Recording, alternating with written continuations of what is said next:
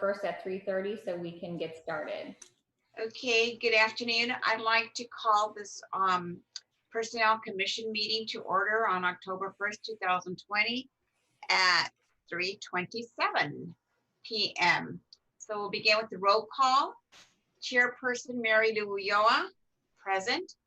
Vice Chairperson Harshdeep Nada. Harshdeep is not here. He's not here, okay. Commissioner Henry Ann Yee. Present. Secretary Angela Bianchini. Present. Okay, so if we'll please stand to recite the Pledge of Allegiance. I pledge allegiance to the flag of the United States, flag of the United States of America, and to the republic for which it stands, one nation, under God, indivisible, with liberty and justice for all. Thank you. So do we have guests? We don't have any guests, and let me just make sure I don't have any last minute public comments. I did not earlier, but let me just double check.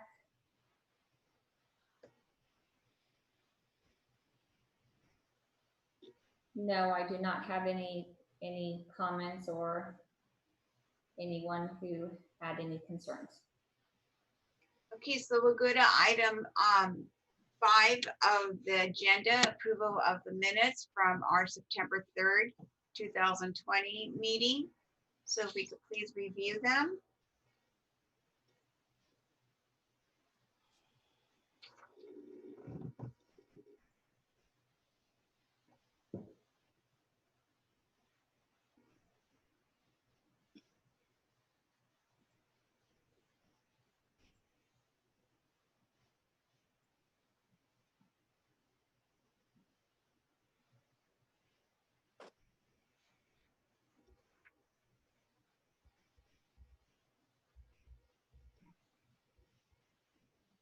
Are there any questions on the agenda? I mean, of the minutes, on the minutes? I move that we approve the minutes for September 3rd. Okay, all in favor of approving the minutes for September 3rd? Aye. Aye. Okay, motion passed. The minutes for September 3rd, 2020 meeting have been approved. And now if we could please review our agenda so that we can approve it.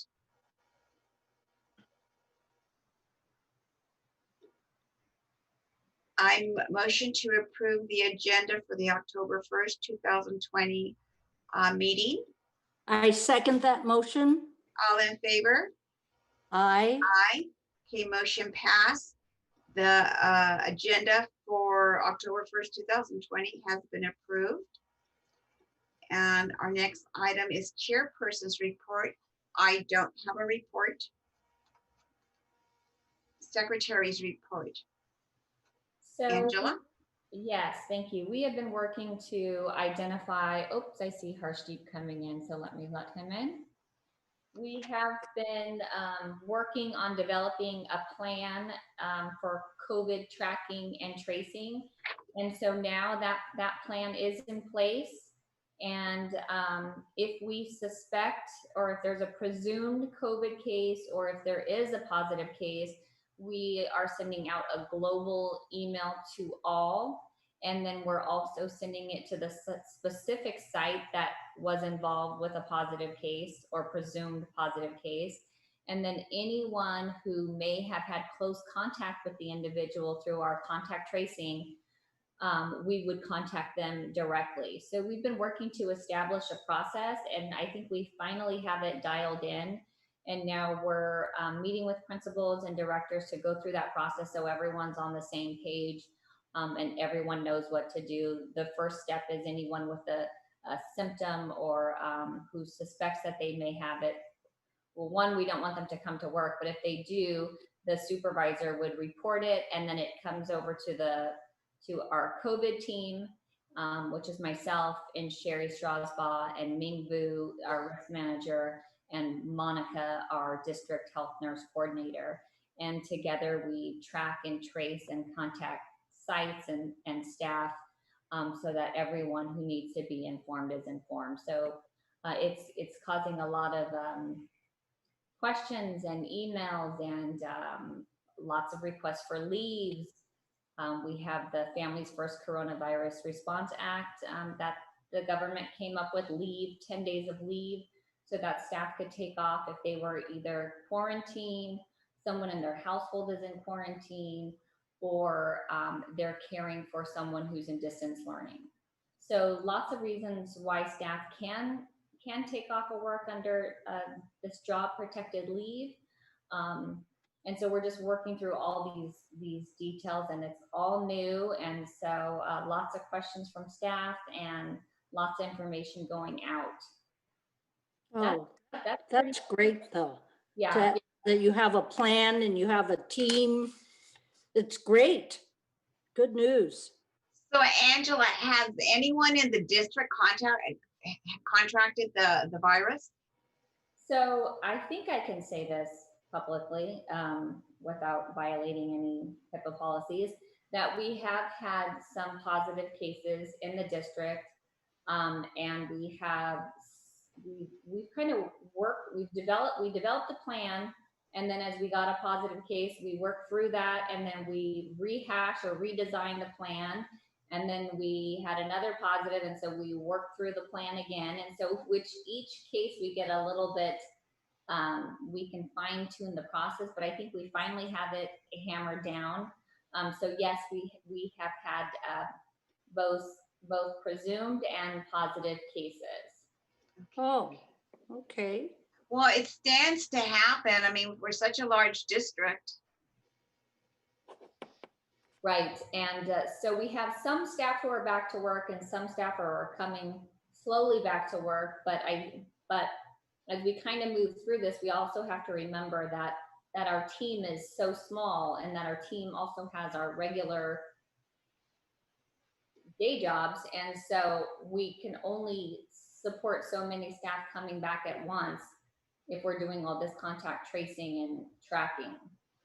So we're slowly starting to bring staff back. Okay, that's good. Okay, so let's, was that all of your report?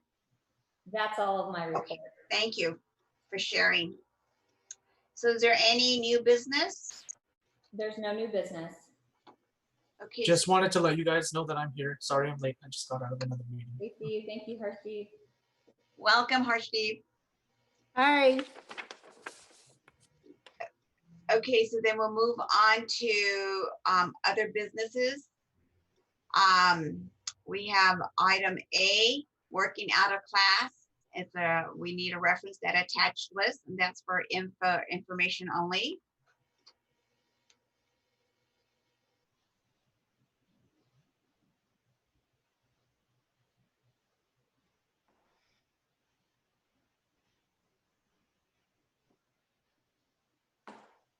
Are there any questions on this list? No.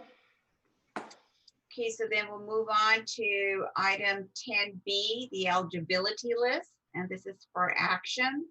So we have 5 lists. We have number 1, carpenter, number 2, library median technician, 3, office assistant 2, list 4, painter, list 5, staff secretary 2. So please review the list.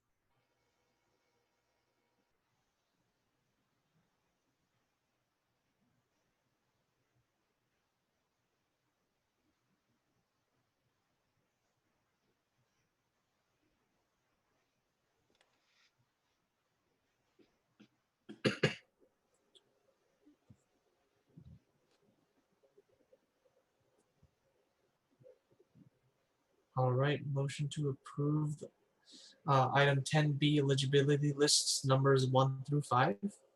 I second that motion. All in favor of approving eligibility lists 1 through 5? Aye. Aye. Motion passed. So we'll move on to other business C, personnel actions. Classified employment personnel action list from the FUSD board action, and this is for information only.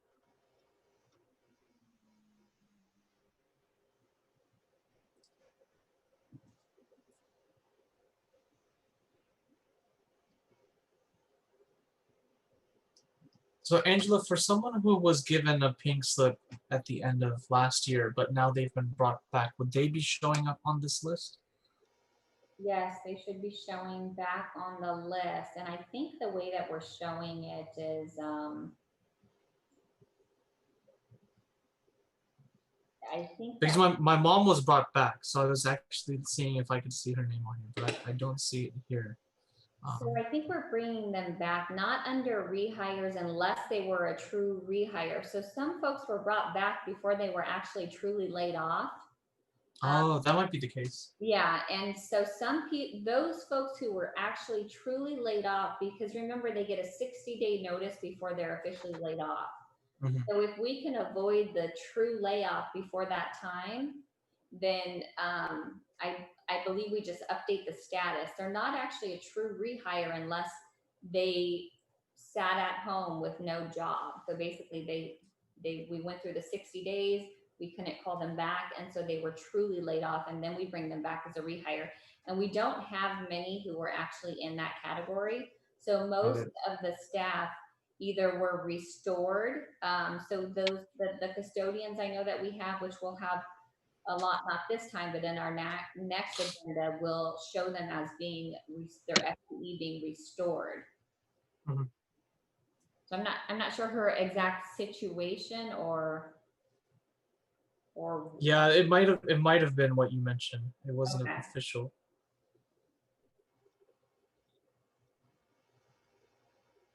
Are there any other questions on personnel actions? Looks good to me. Okay, so we'll move on to item 10D, the recruitment report, and this is also for information.